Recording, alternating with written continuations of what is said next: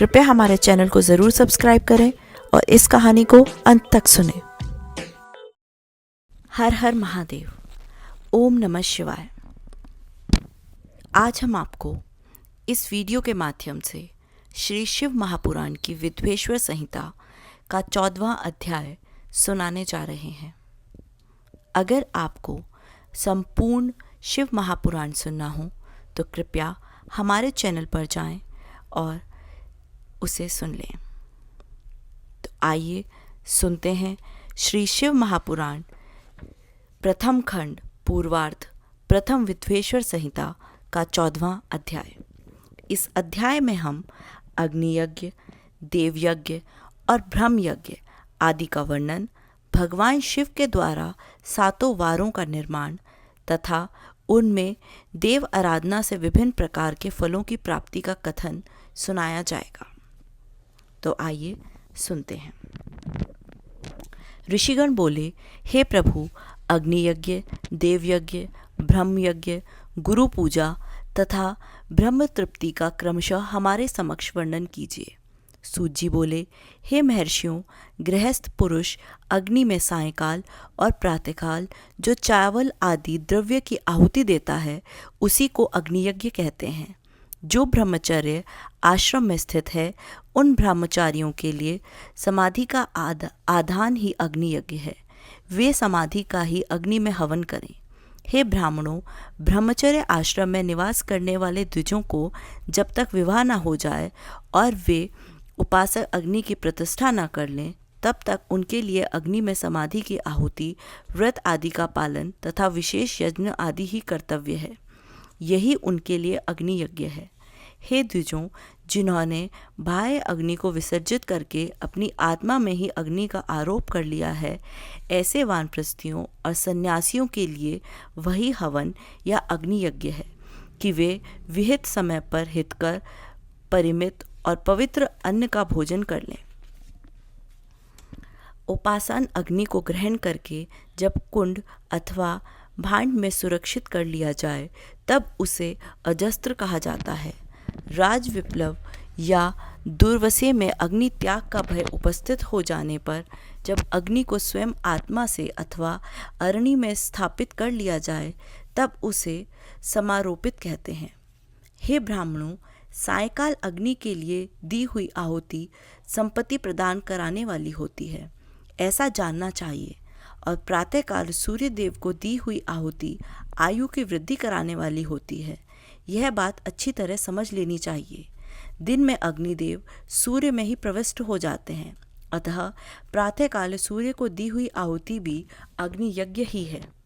इंद्र आदि समस्त देवताओं के उद्देश्य से अग्नि में जो आहुति दी जाती है उसे देवयज्ञ समझना चाहिए। स्थालीपाक आदि यज्ञों को देवयज्ञ ही मानना चाहिए। लौकिक अग्नि में प्रतिष्ठित जो चूड़ाकरण आदि संस्कार निमित्तक हवन कर्म हैं उन्हीं भी देवयज्ञ के लिए ही अंतर्गत जानना चाहिए। अब ब्रह्म यज्ञ का वर्णन सुनिए। द्विज को चाहिए कि वह देवताओं की तृप्ति के लिए निरंतर ब्रह्म यज्ञ करे। वेदों का जो नित्य अध्ययन होता है उसी को ब्रह्मयज्ञ कहते हैं। प्रातः नित्य कर्म के अनंतर सायंकाल तक ब्रह्मयज्ञ किया जा सकता है, उसके बाद रात में इसका विधान नहीं है। अग्नि के बिना देवयज्ञ कैसे संपन्न होता है, इसे आप लोग श्रद्धा से और आदर पूर्वक सुनिए। सृष्टि के आरंभ में सर्वज्ञ, दयालु और सर्वसमर्थ महादेव जी ने समस्त लोगों के उपकार के लिए वारों की कल्पना की। वे भगवान शिव संसार रूपी रोगों को दूर करने के लिए वैद्य हैं, सबके ज्ञाता तथा समस्त औषधों के भी औषध हैं। उन भगवान ने पहले अपने वार की कल्पना की जो आरोग्य प्रदान करने वाला है। तत्पश्चात उन्होंने अपनी माया शक्ति का वार बनाया जो संपत्ति प्रदान कराने वाला है। जन्म काल में दुर्गति ग्रस्त बालक की रक्षा के लिए उन्होंने कुमार के वार की कल्पना की। तत्पश्चात सर्वसमर्थ महादेव जी ने आलस्य और पाप की निवृत्ति तथा समस्त लोगों का हित करने की इच्छा से लोक रक्षक भगवान विष्णु का वार बनाया। इसके बाद सबके स्वामी भगवान शिव ने पुष्टि और रक्षा के लिए आयुकर्ता तथा त्रिलोक स्प्रष्टा परम मेष्टि ब्रह्मा का आयुष कारक वार बनाया, जिससे संपूर्ण जगत के आयुष की सिद्धि हो सके। इसके बाद तीनों लोगों की वृद्धि के लिए पहले पुण्य पाप की रचना की, तत्पश्चात उनके करने वाले लोगों को शुभाशुभ फल देने के लिए भगवान शिव ने इंद्र और यम के वारों का निर्माण किया। ये दोनों वार क्रमशः भोग देने वाले तथा लोगों के मृत्यु भय को दूर करने वाले हैं। इसके बाद सूर्य आदि 7 ग्रहों को, जो अपने ही स्वरूपभूत तथा प्राणियों के लिए सुख दुख के सूचक हैं, भगवान शिव ने उपयुक्त 7 वारों का स्वामी निश्चित किया। वे सब के सब ग्रह नक्षत्रों के ज्योतिर्मय मंडल में प्रतिष्ठित हैं। शिव के वार या दिन के स्वामी सूर्य हैं। शक्ति संबंधी वार के स्वामी सोम हैं। कुमार संबंधी दिन के अधिपति मंगल हैं। विष्णु वार के स्वामी बुध हैं। ब्रह्मा के वार के अधिपति बृहस्पति हैं। इंद्र वार के स्वामी शुक्र हैं। यम वार के स्वामी शनैश्चर हैं। अपने अपने वार में की हुई उन देवताओं की पूजा उनके अपने अपने फल को देने वाली होती है। सूर्य आरोग्य और चंद्रमा संपत्ति के दाता हैं। मंगल व्याधियों का निर्वाण करते हैं। बुध पुष्टि देते हैं।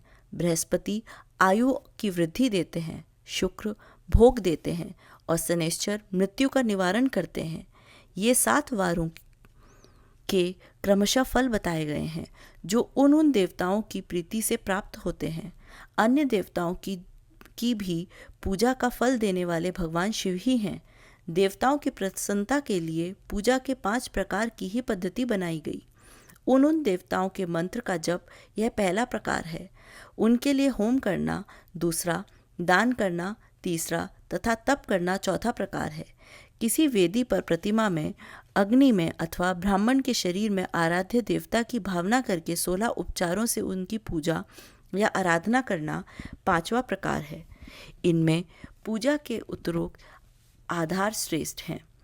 पूर्व में, अभाव में उत्तरोत्तर आधार का अवलंबन करना चाहिए। दोनों नेत्रों तथा मस्तक के रोग और कुष्ठ रोग की शांति के लिए भगवान सूर्य की पूजा करके ब्राह्मणों को भोजन कराएं। तदंतर 1 दिन, 1 मास, 1 वर्ष अथवा 3 वर्ष तक लगातार ऐसा साधन करना चाहिए। इससे यदि प्रबल प्रबाध्य का निर्माण हो जाए तो रोग एवं जरा आदि का नाश हो जाता है।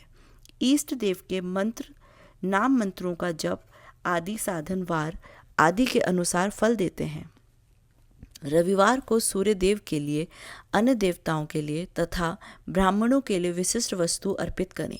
यह साधन विशिष्ट फल देने वाला होता है तथा इसके द्वारा विशेष रूप से पापों की शांति होती है।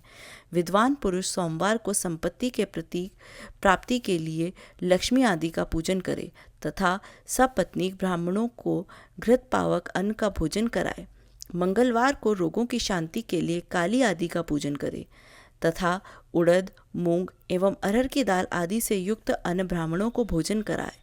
विद्वान पुरुष बुधवार को दधि युक्त अन्न से भगवान विष्णु का पूजन करे। ऐसा करने से सदा पुत्र, मित्र और स्त्री आदि की पुष्टि होती है। जो दीर्घ आयु होने की इच्छा रखता हो वो गुरुवार को देवताओं की पुष्टि के लिए वस्त्र, यज्ञोपवीत तथा घृत मिश्रित खीर से यज्ञ पूजन करे। भोगों की प्राप्ति के लिए शुक्रवार को एकाग्रचित होकर देवताओं का पूजन करे और ब्राह्मणों की तृप्ति के लिए अन्न का दान करे। इस प्रकार स्त्रियों की प्रसन्नता के लिए सुंदर वस्त्र आदि का दान करे। शनैश्चर अपमृत्यु का निवारण करने वाला है। उस दिन बुद्धिमान पुरुष रुद्र आदि का पूजन करे। तिल के होम से, दान से देवताओं को संतुष्ट करके ब्राह्मणों को तिल मिश्रित अन्न भोजन कराए। जो इस तरह देवताओं की पूजा करेगा वह आरोग्य आदि फल का भागी होगा। देवताओं के नित्य पूजन, विशेष पूजन, स्नान, दान, जप, होम तथा ब्राह्मण तर्पण आदि में एवं रवि आदि वारों में विशेष तिथि और नक्षत्रों का योग प्राप्त होने पर विभिन्न देवताओं के पूजन में सर्वज्ञ जगदीश्वर भगवान शिव ही उन देवताओं के रूप में पूजित होकर सब लोगों को आरोग्य आदि फल प्रदान करते हैं। देश, काल, पात्र, द्रव्य, श्रद्धा एवं लोक के अनुसार उनके तारतम्य कर्म का ध्यान रखते हुए महादेव जी आराधना करने वाले लोगों को आरोग्य आदि फल देते हैं। शुभ मांगलिक कर्म के आरंभ में और अशुभ अंत्येष्टि आदि कर्म के अंत में तथा जन्म नक्षत्रों के आने पर गृहस्थ पुरुष अपने घर में आरोग्य आदि की समृद्धि के लिए सूर्य आदि ग्रहों का पूजन करे। इससे सिद्ध है कि देवताओं का यजन संपूर्ण अभीष्ट वस्तुओं को देने वाला है। ब्राह्मणों को देव यज्ञ कर्म वैदिक मंत्र के साथ होना चाहिए। यहाँ ब्राह्मण शब्द क्षत्रिय और वैश्य का भी उपलक्षण है। शूद्र आदि दूसरों को देवयज्ञ तांत्रिक विधि से होना चाहिए।